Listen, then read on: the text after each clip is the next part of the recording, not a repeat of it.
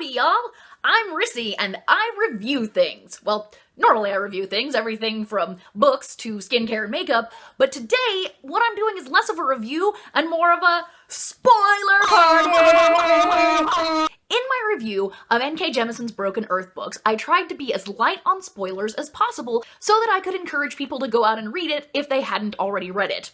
I got several requests, actual requests. Thank you, viewers! And these requests were to release my spoilerific content so that we could all just friggin' geek out together about the collective awesomeness of the Broken Earth Trilogy, and that's what we're doing today, y'all. So come join me! We'll spoil ourselves like toddlers set free in a candy storm!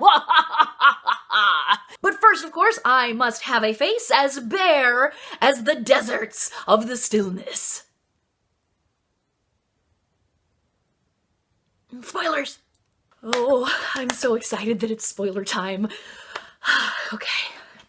Goodbye Division, and hello to the discussion of the Broken Earth books that I have been really just wanting to have. You know, when I was doing the review for the Kingkiller books, it didn't matter as much to me about giving out spoilers because I fucking hated them. But with these books, since I really enjoyed them and I want other people to read them, I actually cared about whether or not watching my review would influence somebody to actually go read the books. And so hopefully if you hadn't read them and then went on to read them, if my review inspired anybody to do that, I will consider my time on Earth to have been successful.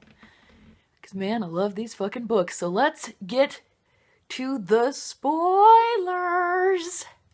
First off, I want to talk about Alabaster. I managed to keep this out of my review. Alabaster is the guy who rips the continent in half. The continent of the stillness. And that's literally how the first book kicks off, which is so cool. On this precipice of decision, and he just, you know, it's just like, rip! Of course, we don't know why at the time he's doing that. We think that it's all just revenge because the Fulcrum and the Empire of Eumenes have taken so much from him.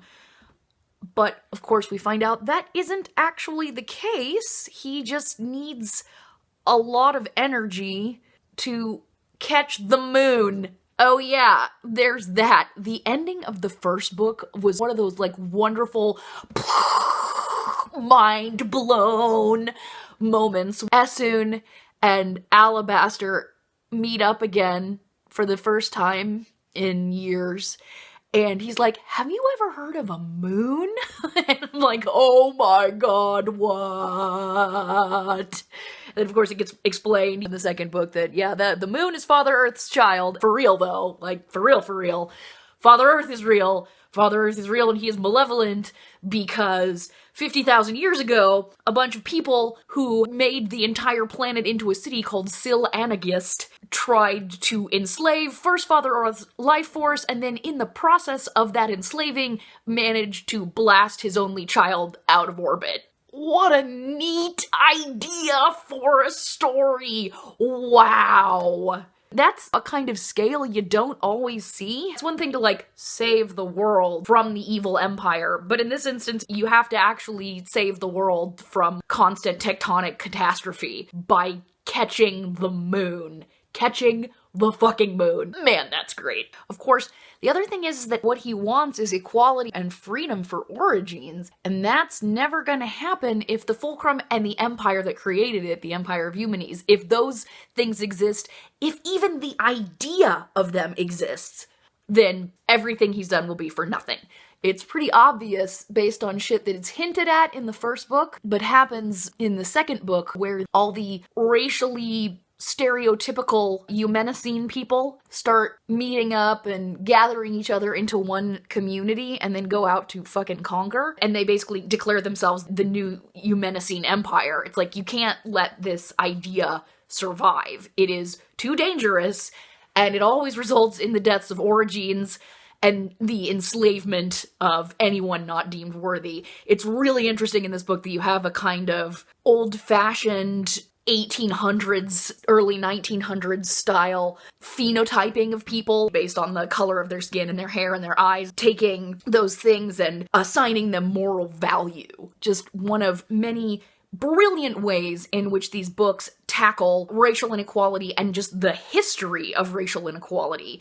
It's very, very powerful stuff. But I wanted to focus on Alabaster because he's actually the source of some of the only criticisms I see of this book concern Alabaster, which is weird to me. And it's mostly that he's overpowered, that he is a tragic gay villain. He's supposed to be super magically powerful, but we never actually see him working any magic. All three of these things are fucking wrong, and not just because I say so, but they're demonstrably wrong. So the idea that Alabaster is overpowered, well, I mean, not really, because if he's overpowered, then so are all of the main characters in the books. Like, we know there was at least one more Ten-Ringer in existence, so he's Alabaster Ten-Ring, and at the time the book begins, he's literally the only Ten-Ringer in the Fulcrum. You find out that the Guardians generally don't let people who are that powerful live all that long, because if you're that powerful, you can probably access the obelisks, and if you start being able to access the obelisks and survive, then you can start to learn the difference between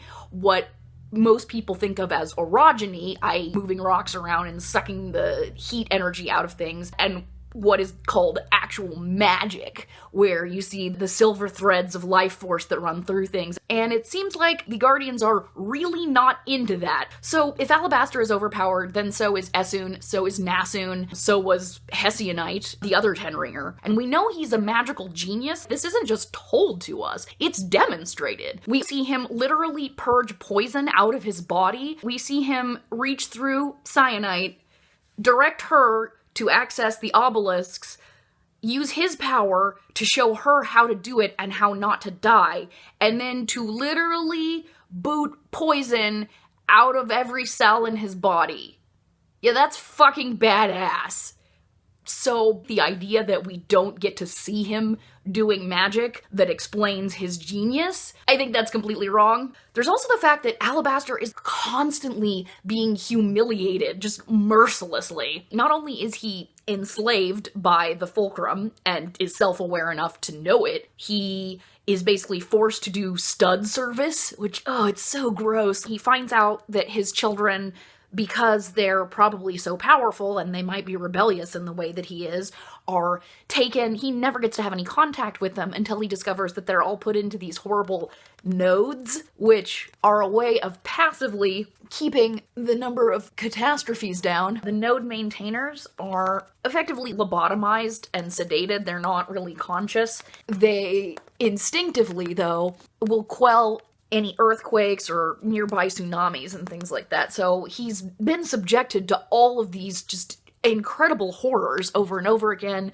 Hesiodite, the other Ten-Ringer that Alabaster falls in love with, is killed by the Guardians as what looks like just kind of a show of power on their part, that, look, you may feel safe and powerful, but we can take everything that you love from you in the blink of an eye. Also, this is how you find out there are some Guardians who can kill an orogene by basically inverting their power, and all they have to do is come into physical contact with an orogene and have a bare torso. Orogenes die by pretty much just exploding in front of Alabaster. He's not, I would say, overpowered in the traditional, he gets to do whatever he wants and he's so awesome and doesn't earn his pathos, right? I mean, Alabaster has been through some shit, and it's commented on by other characters just how emotionally fragile he is.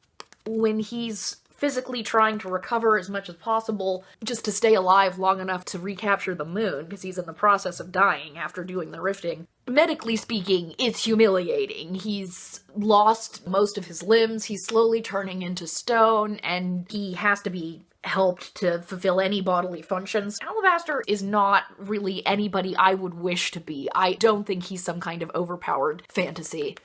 I also don't think he's a tragic gay villain, because I remember reading that, it's like, oh, Alabaster, I could have liked you so much if you weren't a tragic gay villain, and I'm like, Alabaster is a villain? Now, admittedly, he does do some really terrible stuff, but sometimes that's because his back is put up against a wall and he doesn't really have many other options if he's trying to save himself. Like when he and Essun are fighting the Guardian in Alia. There's also the fact that, again, based on what we know about the Eumenicians, their way of life is inimical to freedom. They are an enslaving culture.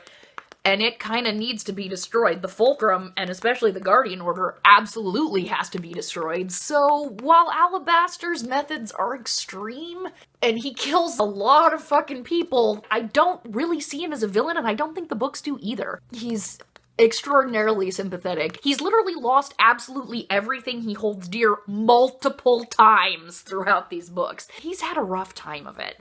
Okay, so moving on. Sil'anagist. Wow, wow, wow. I am not the sort of person who necessarily minds big XP dumps where we learn a lot about the world or the setting of the story. I just don't want them to be mind-numbingly boring. Thankfully, that's exactly what Jemison did. She was able to tell us so much about her world, the world of the stillness, and how it got to be that way. Some 50,000 years before the events of the story, there's a city that's a kingdom called Sil'anagist. It pretty much conquers the whole planet. And in Sil'anagist, everything runs on life force energy. So they've basically mastered, or they think they have, the art of harvesting life force, turning it into energy that powers their society. They have all of these cool hybrid plant-animal cars and things like that, and every building is growing with life. It's how they keep their air conditioners running. This is how they avoid fossil fuel use. The only problem is, if they want to keep their society expanding, we need a never-ending supply of life force. We find out the death penalty doesn't really happen in Sil'anagist because all life is sacred. Sort of. The other great thing about the way the books present the kind of lore dumps is how slowly but surely the curtain is pulled back and we see just how fucking evil Sil'anagist actually is. It is rotten to its fucking core. In Sil'anagist, all life force is sacred, not necessarily the person who has it. This is a very important distinction as we come to find out. So the third book has all of these flashbacks that tell us the story of how the first fifth season occurred. And part of that is finding out that Hoa, the Stone Eater character, is 50,000 years old and was one of the original Stone Eaters, and that their creation and the shattering of the world, it really was one cataclysm that started everything. So we find out that Hoa the Stone Eater was one of the original Stone Eaters, and they weren't initially rock people who like to snack on really powerful origins. Oh no, they were biological organisms created by the government of Sil'anagist. They were creatures called tuners. They were meant to look human, although not entirely. We'll get to that in a second. And they were created to be capable of feats of orogeny, or rather, the type of orogeny that is deeper than just moving mountains, the type referred to more properly as magic, the stuff you do with the silver threads of life force. There were originally quite a few of them, but most of them ended up, well, worse than dead.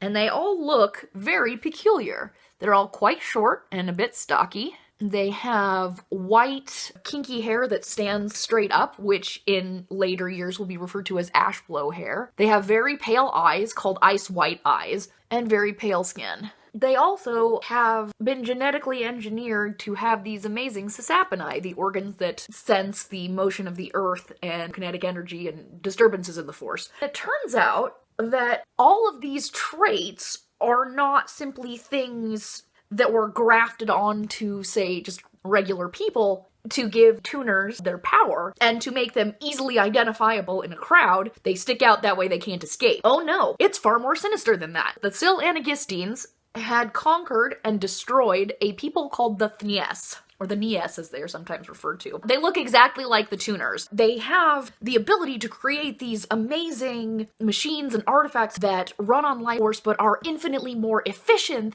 than what the people of Sil'anagist have been capable of. The Sil'anagistines decided that that meant that they had to have some kind of different sesapinae, that theirs must be much larger or more sensitive. They used that to justify classifying the Thnies as not human. You can see where this is going. They incited a war and encouraged all of their people to think of the Thnies as literal subhuman non-humans and eradicated them. And so their genetic material is taken and the tuners are created from it. Now, as it turns out, when they killed and dissected a bunch of Thnies people, they didn't have special Sasapinae. Theirs were just like everybody else's. In fact, phenotypically, while they might look different, they're no different from regular humans. Yikes.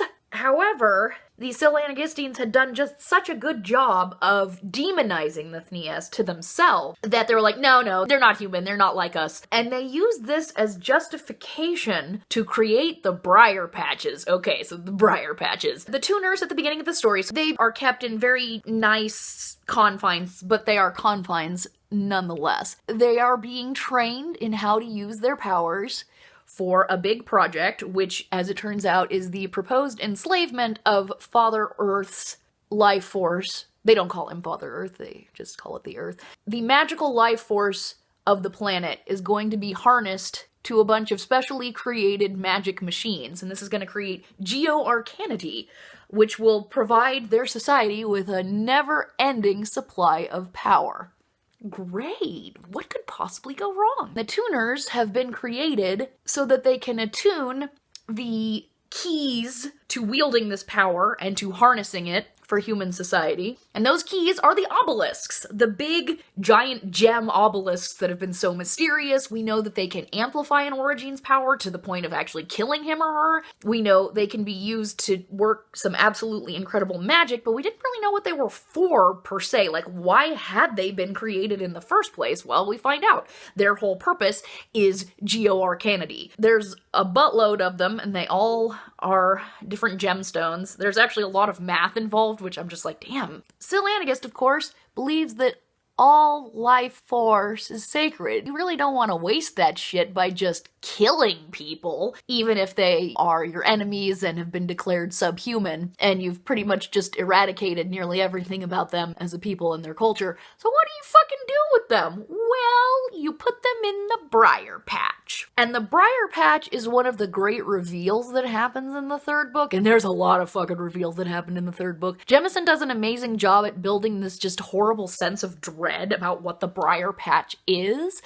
because the tuners, one by one, have been whittled down. Anytime one of their number resists their indoctrination or doesn't appear to be performing properly, they are put into the Briar Patch.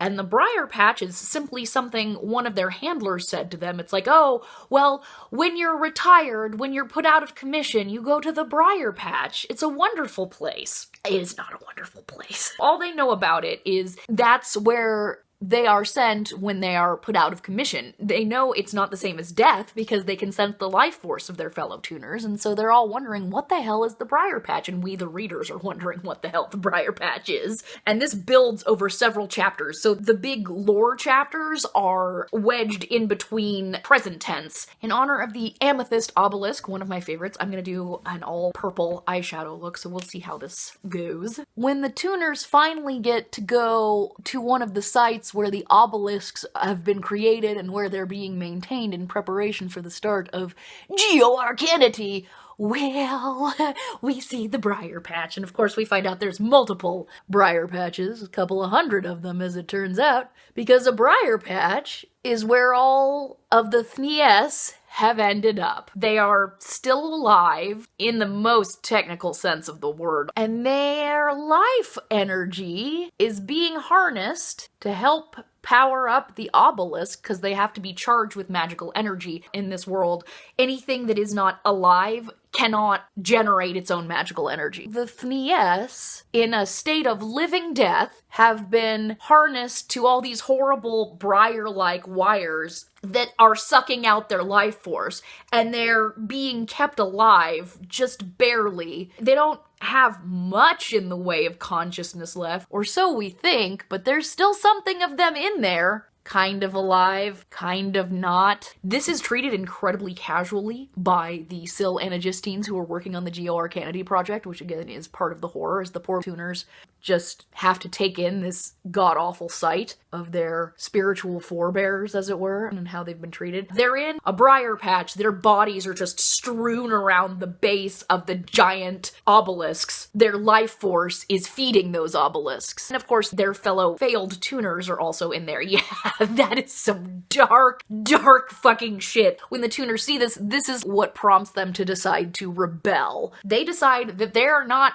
gonna do the whole Geo-Arcanity thing. That can just get fucked in hell forever. They decide that Silanagus society is so sick that it has to be destroyed. They're going to sabotage the project. They're gonna destroy the network of the obelisks that's gonna power this, and they're gonna send them crashing down. Now, they're going to send them down. The plan is to avoid any human settlements, but the prospect of Geo-Arcanity will be lost forever. Hopefully. Things do not go as planned. So you have 3 factions operating here. There's only 2 of them that we think we know about. So there's the Silanagisteans and their horrible plan for Geo-Arcanity to fuel their sick, shitty, awful society that's totally cool with genocide, but where life is sacred. The Tuners, who are fomenting a secret rebellion. And then you have the 3rd faction, because of course Father Earth is not passive. He's figured out what the fuck is going on, and he is not happy about it, and is not going to go gently into that good night. Oh my no.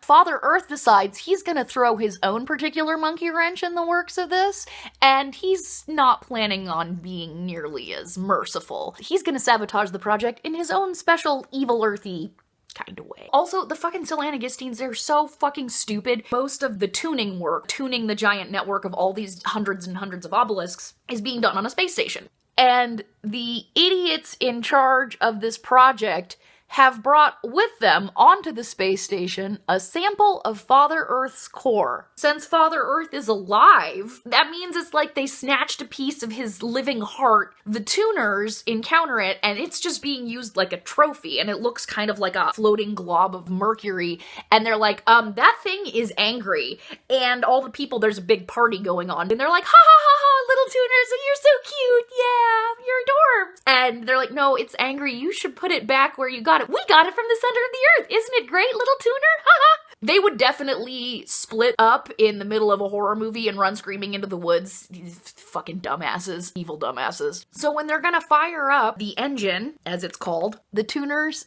enact their sabotage plan. Only it turns out Father Earth is already in the middle of enacting his. Oh shit! In the very first book, when Essun and her friend Tonki, who is at that point going by a different name, but it turns out it's Tonki. Anyway, reveal, surprise, spoiler! When they sneak into an area of the fulcrum that they're not really supposed to be in, they discover an ancient obelisk storage site is what it turns out to be, although they don't know it at the time. And one of the things they see are these weird metal shards that are poking out from the sides of where the obelisk would have rested. And they don't know what they are, but when they get caught by the Guardians, one of them is like, you didn't touch any of those metal shards, did you? And they're like, no. And then, of course, the female Guardian starts going a little bit insane and starts saying shit that indicates that she's been possessed by the spirit of Father. She's like, do the shards call to you? Do you hear his voice in your minds? And the kids are just like, And Shaffa, the Guardian, has to show up and kill her and rip the piece of Father Earth out of the back of her neck. And he just, he's like, oh, how unpleasant. God, I love Shaffa as a character. He's so great. Father Earth's way of sabotaging this is he calculated mathematically the number of obelisks he would have to take over in order to subvert the network, create a backdoor in. He's hacking. Father Earth is a hacker. He uses these shards, putting each individual obelisk under his sway, basically contaminating them with his power. And this is where all fucking merry hell breaks loose on the space station. What a great setting for this to happen. Now, because the tuners were trying to destroy Geo-Arcanity and the engine, Father Earth is somewhat merciful. He's not nearly as merciful to the regular humans in charge of this. He announces his presence by infusing a shit ton of his power into the angry glob of his heart that they took. It explodes. There's a lot of screaming that happens. The tuners are able to prevent Father Earth from harnessing the obelisk to destroy all of humanity, because he was basically like, nope, fuck this, I am wiping you off the surface of myself. You had your chance, you totally fucked it up, I hate you all, goodbye. In doing so, they have to take all of that power and redirect it, and there's really only one way to do that. They have to redirect that power onto the moon, which has its own obelisk. Unfortunately, it fucking blasts a hole right through the moon and sends it going whee! Father Earth is like, okay, fuck it, fuck it, fuck it. The space station comes crashing down. The tuners are transformed into stone eaters by Father Earth, because he's like, okay, fine. You wanted to intertwine your fate with mine? Well, boogity boogity boo. There you go. You're part of me now, and your power comes from me. Ha-ha! The tuners were able to prevent the shattering from happening right then and there. They were able to delay it by 100 years. So there was some time for people to spread the word about what was going to happen. There's a woman attached to the tuner project named Kalenli. She was engineered to be a tuner, but not to look like them. She's able to escape and get out into society, and it's strongly implied that her children become the first proper Orogenes. That's how all that shit goes down. We're learning about this. It's being taught to us as a countdown, when we're also counting down to the confrontation between Essun and her daughter Nassun as to what is going to be done with the obelisk energy in the here and now. Is the moon going to be captured and smashed into the planet to destroy all human life once and for all? As Nassun has decided that everything is too sick and too evil and must be destroyed? Or are the obelisks going to be used to bring the moon back into orbit and give Father Earth back his child, and hopefully appease him to make the seasons go away? Man, I love all the Silenigus stuff so much. You also learn just how much of what has happened over these 40 to 50,000 years, just how much of it is motivated by very human reasons. It's not giant cosmic motivations, it's people motivated by love, by revenge, by a desire to be free. Oh, another cool thing. Whenever Essun uses the Onyx obelisk, which is the big one and it's kind of the key to everything, in order to properly harness the Onyx without it killing you, you have to have purpose. Now, the first time Essun uses it, the sort of neo-Eumenes community of Renanis has attacked her found family, the community of Castrima. Essun needs power to destroy all bad stone eaters that have come along with the Renanis army. She's using the obelisks. The Onyx requires a purpose. She manages to use its power to find the city of Renanis and ice out its entire population by turning them all into statues. Fucking badass. There's just so many moments of concentrated badassery that happens throughout these books, turning an entire city into statues. It's very neat. However, the Onyx wasn't exactly happy about that. That's the other thing, yet another thing, that's really cool about the obelisks. Because they've been infused with life force, they start to take on the qualities of whoever it was that was feeding them. And that's kind of how a bit of the Thnies survives. Infused with their spirits, it turns out what the Onyx craves is justice, is taking wrongs and making them right. Somehow, the spirits of the Thnies managed to impart their desire for social justice into this gigantic Onyx behemoth thing that apparently makes the Inception sound whenever it shows up. I fucking love it. And that's just so cool. It's not just purpose, because the next time Essun goes for it, it's like, okay, like, we can do this, but last time you kind of disappointed me. Like, I was expecting something grand, I was expecting justice, and you just used it to take out your enemies. That's kind of fucking pedestrian. Can we do a little bit better than that, please? But this time, because her purpose is focused on making everything right again, the Onyx goes along with her more than willingly. It's such a cool touch. I love it. And again, the book places this emphasis on the theme of justice, that purpose is fine, but justice is best. And justice is what will save the day for everyone in the end. Side note, I love how everybody in this world is just so casually cool with cannibalism. And I'm like, yeah, obviously you don't want to put shit to waste. There's all that good human eating out there. Nom nom. Although apparently there's no prion diseases in this world, so that's lucky. The Stone Eaters, the original cohort, included both Hoa and Antimony, who is Alabaster's companion Stone Eater. When you overextend yourself using the magic kind of orogeny, you start to turn into stone. And the Stone Eaters can eat you and then transform you into one of them. It's the only way they can reproduce. Now, you initially think that Antimony is just being really weird about enjoying the taste of stone, and specifically Alabaster's flesh, and it's portrayed as this really creepy thing. Well, no, actually it turns out it's a way of preserving someone you care about forever, since you can bring them back to life. I also love just a lot of the really dark humor in these books, where Essun is thinking of Alabaster, so it's like his current occupation, Stone Eater snack. The little flippant burbles that go through her brain at various points in time are so goddamn hilarious. It's part of why I love her so much as a character. What's great about Essun is that she tries to be this incredibly hard, tough person who doesn't care about anybody outside maybe her immediate family, and she's gonna go it alone. She's not gonna let human connections get in the way of her achieving her goals, and of course she completely fails at this idea every time. She cannot squash or destroy her inner goodness, or the fact that she just cares so much about people. She has a habit of taking in strays with both Hoa and Tonki, who is a crazy, gross, filthy scientist person. Initially, when they're traveling together, as soon as like, okay, first chance I get, I'm ditching these motherfuckers.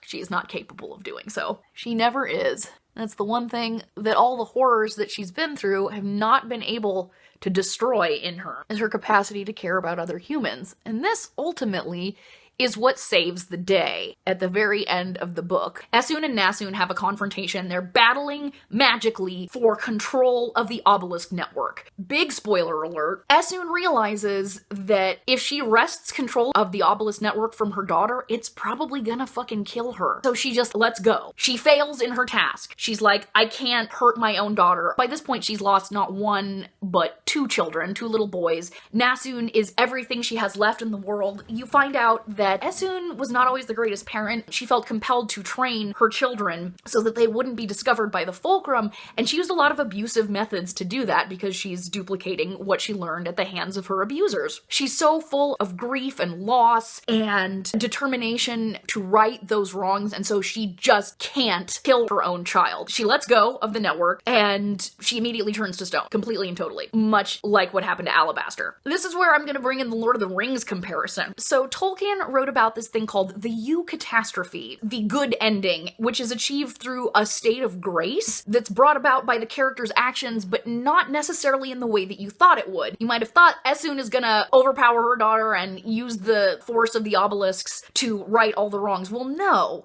Nassun is the one who does it because of her mother's sacrifice. Much like Frodo fails to destroy the ring. He can't do it at the very end. It's got too much of a hold on his mind and he's been through too much shit. Well, as it turns out, Frodo and Bilbo's acts of mercy, allowing Smeagol to live, is what brings about the destruction of the One Ring. And Gollum has the ring and falls into Mount Doom and it's destroyed. And so you get the happy ending, but it wasn't simply through magical or physical might. In fact, it's the release of power rather than seeking power that ends up saving the day, which I love. I love that ending. It's also what so many idiots miss about The Lord of the Rings, is like, the point is not to seek power, the point is to abjure power. Any ending that is similar to that is brilliant, is different, because how many times in a fantasy book is it simply overpowering the bad guys that brings about the happy ending, as opposed to realizing that power isn't everything, it's human connections that are everything. It's, what is it? George R. R. Martin likes paraphrasing William Faulkner, who said something along the lines of, the human heart in conflict with itself is the only thing worth writing about. Let's talk about some of the super dark shit. Oh yeah, there's even more. This book is often compared to a book by Toni Morrison, who, R.I.P., was the first Black woman to win the Nobel Prize for Literature. I was introduced to her work when I was in high school, and I went on to read pretty much everything she's ever written, and she's amazing.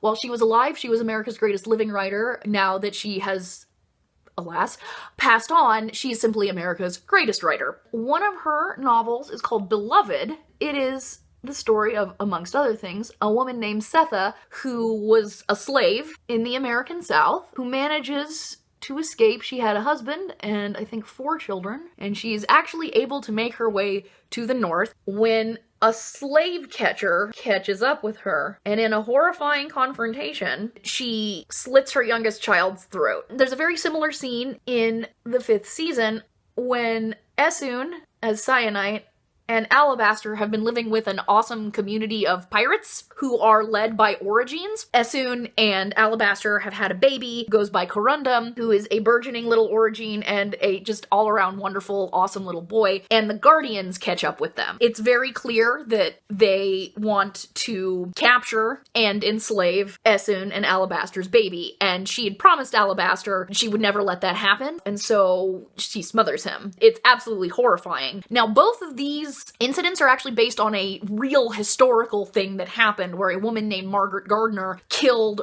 her own child to prevent them from being captured by a slave taker. This is where the comparison to Toni Morrison's Beloved comes in, but Jemison has never actually read any of Morrison's work. And a lot of people are like, oh, well, they're so similar. And she's like, well, yeah, because we both based our work on this one particular historical incident, which just throws into stark relief the horrors of slavery and what it really means to live free or die. Setha and Essun are a lot like each other. They're both women who've had to conceal so much from their communities and have had to live through so much and have lost absolutely everything, but somehow find the ability to keep moving forward. I think there's also a lot of similarity between another of Morrison's works called The Bluest Eye, which I don't recommend unless you have a really strong stomach. Some people qualify Jemison's work as grimdark. The Bluest Eye is the grimmest, darkest thing I have ever read in my entire life. Also dealing with issues of racial trauma and segregation in the United States.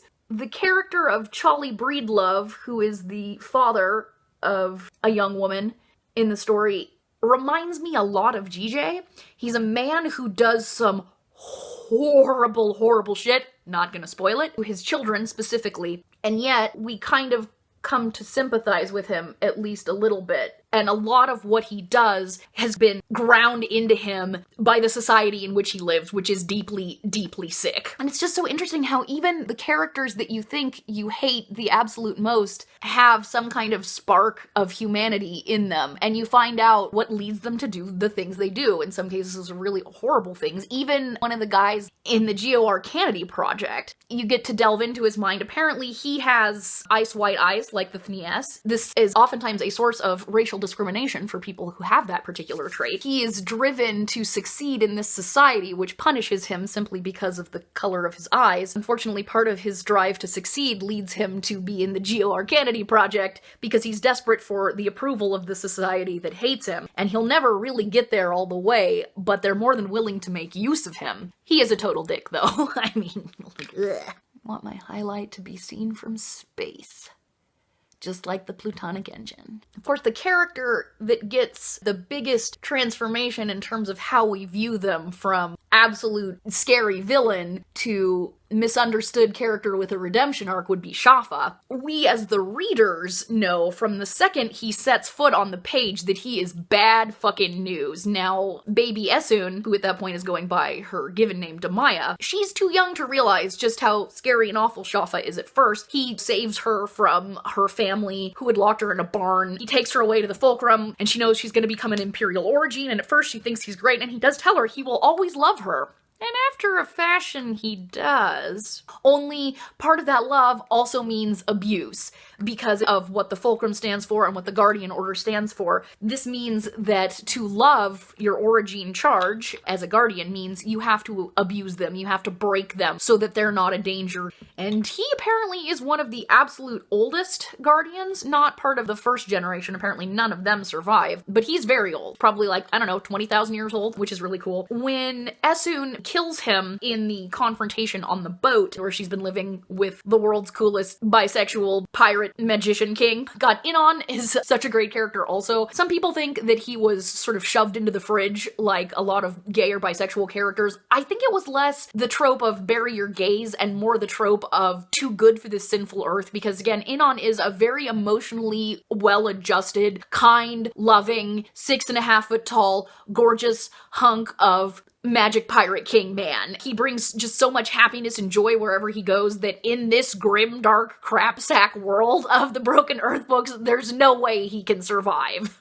But anyway, when Shaffa is one of the guardians who come to steal Essun's child and destroy their community and their awesome way of life, Essun is able to harness the power of the obelisks, righteously blow up the ship that they're on, and kills him and another guardian who killed Inon in the horrible skin-to-skin kind of way. All the guardians have a piece of Father Earth implanted in them. Children of Origins at the Fulcrum who don't manifest orogenic abilities are taken to Warrant, which is the creepy place where the guardians live and are created. It's spooky as fuck. The children are forced into a surgical table and have these pieces of Father Earth implanted in them that give them the power to negate orogeny. The problem with having a piece of Father Earth lodged inside you is that he can talk to you. Sometimes this just kind of happens to guardians. They slowly start to go insane because Father Earth's voice starts talking to them. And then sometimes it happens when it's in the extreme of death. If a guardian is about to die, Father Earth will be like, "Hey there, buddy. You seem to be in a spot of trouble. Is maybe there anything I could do about that? I can fix your body if you give control of it to me." It's a devil's bargain, and Shaffa agrees to Father Earth's request to take him over, and this is the only way he survives what Essun does. He's so old and powerful, but also he's so full of the power of love, because in his own twisted way, he really did love all of his origin charges. He's actually able to retain some small measure of his humanity and his personality.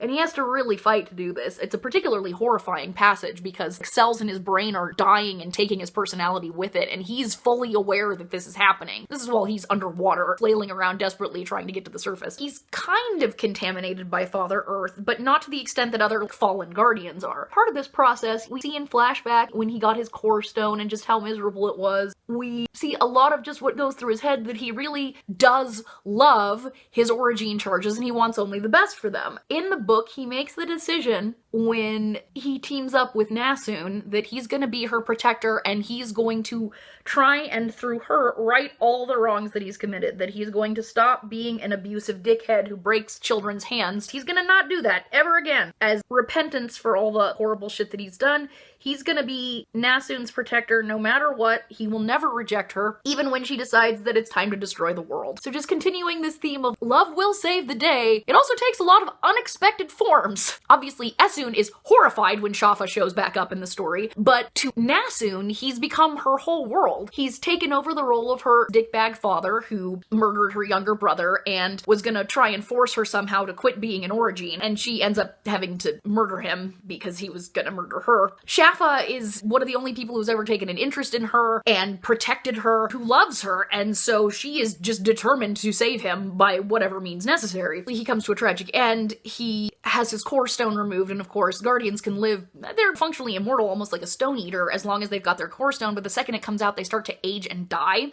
Oh, going back to how awesome Alabaster is. After his lover, Hesiodite, was killed in front of him, Alabaster decided to play the long game for revenge on guardians. Alabaster decides he's never going to fuck with their shit ever again. He's not going to allow them to have any control over him. So for his personal guardian, he ambushes her and extracts her core stone somehow. And so she ages and dies. One more of those instances like, wow, Alabaster really is fucking awesome. And earned his awesomeness. That's the thing about all the characters here. All those badass moments, they don't feel like Mary Sue-ish. They don't feel overpowered because they've all been earned. Everybody has to go through the fucking fire in these books. It feels right. Everything about these books just feels so damn right. Oh boy, I hope I do not fuck this up. I also love the part where Essun sees Alabaster in his new Stone Eater form for the first time, where he's made all of Alabaster, and she doesn't realize what's happening because she's kind of out of her mind with fatigue and injury, but you as the reader were like, oh, Alabaster, he's a Stone Eater now, yay! Just one of those awesome, little moments. In conclusion, the Broken Earth books are fucking great. The characters are great, the writing is great, the story is great, all the stuff is great, the world building is incredible. I'm really excited about reading Jemison's next book, The City We Became. It's also going to be a trilogy. She likes writing trilogies and I'm so excited. I'm really picky about the books that I read. She says 5 books into the Warhammer 40k series. When I find an author whose work I really like, it's wonderful when I know that there's going to be more of their work to come. I will have stuff to read and review and share with you. This is the final look. I think it turned out pretty well, especially considering the crazy-ass lipstick that I'm wearing. Oh, and by the way, much like Jemison with her narration in the second person present tense, I also performed the dangerous secret forbidden technique and cut my own hair. I think it looks pretty fucking awesome, and more importantly, it feels great. Next video, we are back into Warhammer. Let's keep the grimdark train going, y'all! Choo-choo! So until then, it's amethyst wishes and onyx justice dreams. Bye, y'all!